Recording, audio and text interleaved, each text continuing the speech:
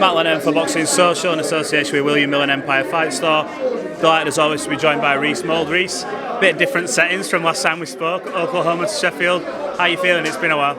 Yeah, I'm all good, mate. Yeah, I'm glad to be back from America, as good as it were. But yeah, I'm glad to get home to my family and stuff like that, and just get on the get training away straight away from the next fight. You were out there for a while, obviously. We were there. We saw Maxi Hughes come up short to George Kambosos. You've been around Maxi and you see how he prepares himself for these big fights, how he handled that big fight occasion. As you, someone who's an experienced pro, do you take a lot from that, seeing how he prepares, how he handles the occasion? Does that help you in your preparation for other fights coming up? Yeah, definitely. I mean, you can take a lot. I'm in a gym surrounded by world champions, and take a lot from them, and especially being his main sparring partner out in America and before he went to America. What better preparation can you have, really, going into a southpaw fight? Absolutely. Well, look, you've got your own fight coming up. Martin McDonagh brings a lot into this. He's got a lot of support behind him. Feel like the experience is obviously on your side in this fight. What do you make of him as a fighter? Yeah, I give him a lot of respect, you know. I mean, he said it himself there, his team and himself thought a lot about him jumping in with undefeated fighters early on in his career. He's a bit like a throwback fighter, as you say. He got in there early on. Yeah, he's took his losses, he's come back. It's going to be a good fight, you know. I'm excited for it.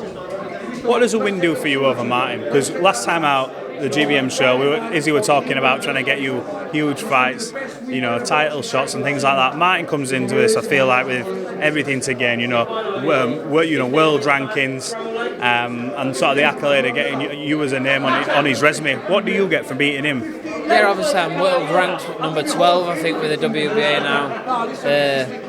It knocks me up even further, probably into the top 10, beating Martin.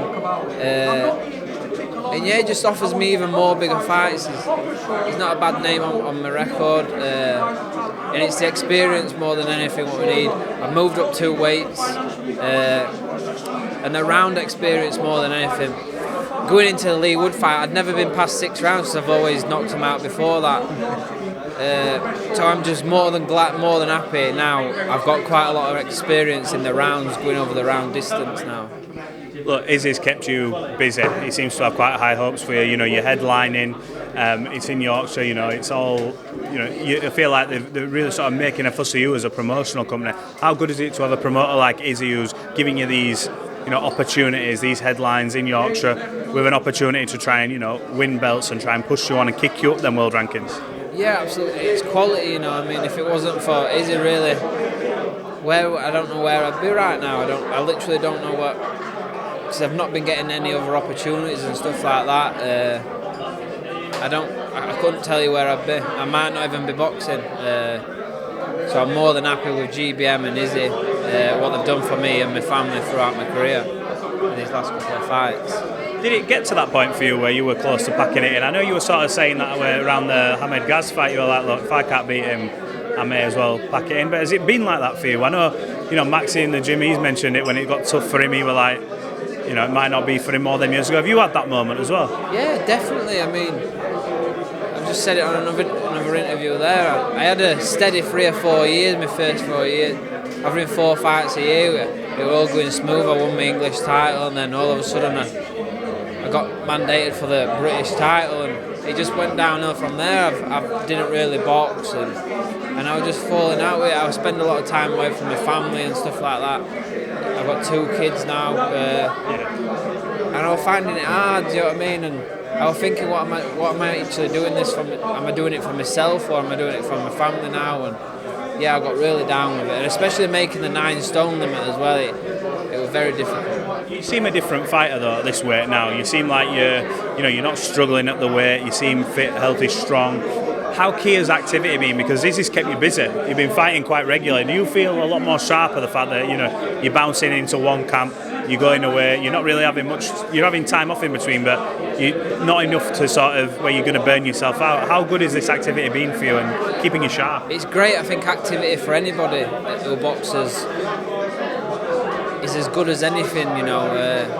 I literally had the choice. We sat down with my team and stuff, and it were either right, we're waiting, we box one of the top lads start of next year, so then I'm out at ring for maybe 6 to 8 months, or jump it back in with another good opponent, and that's what we chose to do. And I wanted to do more than anything, probably me more than anyone else. And yeah, just keep it ball rolling, and this is going to line me up for some other big fights. Who are the big names that you want to fight? I know you mentioned to me before you were looking at a Gary Cully and things like that. But who are the names you want? And I know you won't be looking past Martin McDonagh. You'd be daft to do so at this point. We know what it means to you to get the victory. You mentioned there the rankings. It'll knock you up a few more. But who are the names that you want to get stuck in with? You've been in with Leigh Wood. That feels like a lifetime ago. But it's not really that long ago. Like who do you want to get in there with?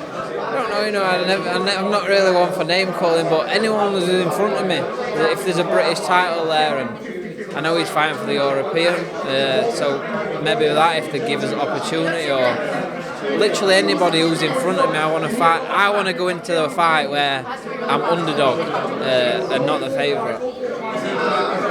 Well, look, I'm sure it's going to be a good fight, you and Martin. Just quickly, obviously, the day after... You're lying. Burgers have just come out, that's what you're My fucking nose has just gone... I'm absolutely starving. But no, forget all that. The day after your fight, Josh Warrington, your stablemate, close friend, Leigh Wood. Josh had the opportunity to become a 3-time world champion. Just touch on that. You're obviously training with Josh. Saw him train a little bit in Oklahoma, but you're with him day to day. How's he looking and how do you think the fight goes? Yeah, he's brilliant. I'm not going to say too much because I like Leigh Wood. I talk to him every time I see him and stuff like that. I've got a lot of respect for him, but my man's going to do it. Trust me. It's going to be a big performance as well, trust me. Well, look, have you got a message to the fans and all you people who get behind you? You're decked out with sponsors. Have you got a message to all them before your big fight? Yeah, obviously all my sponsors, they make it happen. And all my fans, I just want you to all get behind me. I'm offering you another proper 50-50 fight here, and that's all it's for really, for my fans and my family. That's all I box for. Well, look, he's gone back to back in tough fights, 50-50 fights. Reece, look, we wish you all the best. We'll be there on fight night and we'll catch up soon. Cheers, mate.